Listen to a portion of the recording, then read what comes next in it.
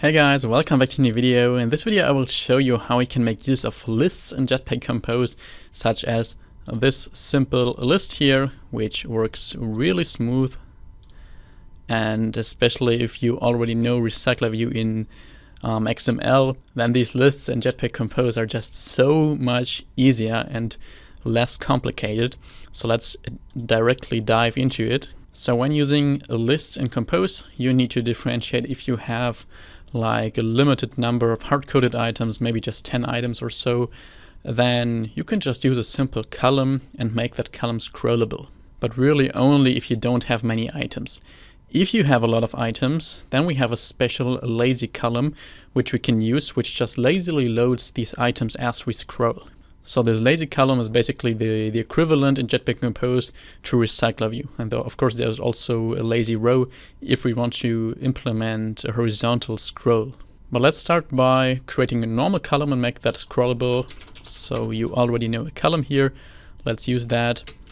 And in here we can just use a for loop to instantiate like 50 texts. So for I in 1 to 50, we want to create a text here, like this, and set that value to item, then whatever I is. Oops. I want to increase the font size a little bit, set it to 24 SP, import SP. I want to set the font weight here to bold, and I want to apply a modifier to that text to fill the max width, and also some padding here, just vertical padding of 24 dp, and import dp pressing Alt plus Enter. And I want to center this text horizontally, so we set text align to center. And if we now launch our app like that and take a look in our emulator, then you can see our list is filled with items, but we can't scroll because we didn't make our column scrollable. So we explicitly need to do that. And for that we can just use a modifier.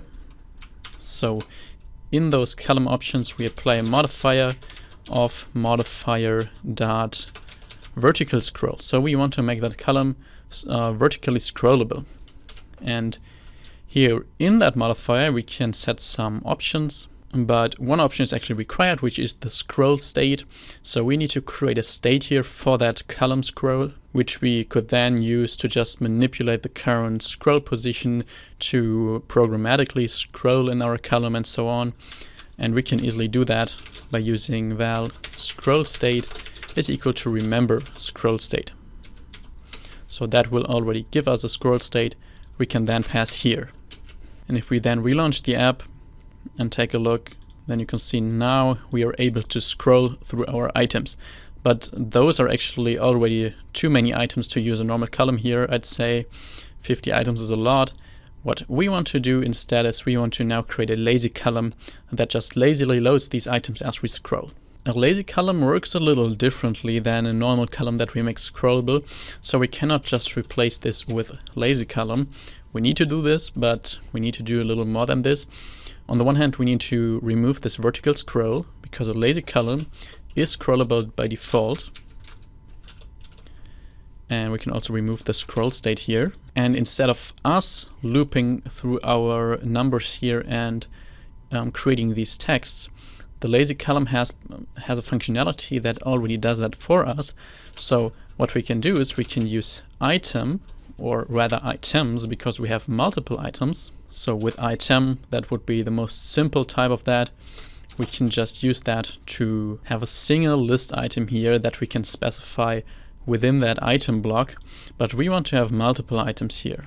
So we use items, and here you can see we need to specify a count. So how many items do we actually have in our list? And let's just say we have 5,000 items here. And then in here we can put the composables that just represent a single item, which in our case is just our text here. So we can cut that out and paste it in here, remove the for loop, And you also notice that we don't have access to I because we're not inside of our own for loop anymore, but instead we have this lazy item scope, which also gives us the current item index, but we need to refer to it with it. And when we now relaunch the app, you can see that works the same way as before, but these items are now actually lazily loaded, so they only load when we actually scroll to that position, while with a normal column, all items were loaded on app startup, so that was actually not that good performance-wise. And one more thing I actually want to show you here is another type of this items function, which is called items index. So that is basically the equivalent to for each loop, while this normal items function here was kind of a for loop with indices. So we just have access to the numbers. With items indexed, we can pass a list here as a parameter of any type, of course. So let's say we create a list of type string here. For example, this is Jetpack compose. And then if we use this here, we see we get an error because it expected two parameters here. One is an integer and one is a string. So maybe you already get it or guessed it. The first will be our index and the second one will be our current string of that list. So when we then take our text here and cut it out, move it into this items index and remove the other one, we can then refer to just our string here and launch our app.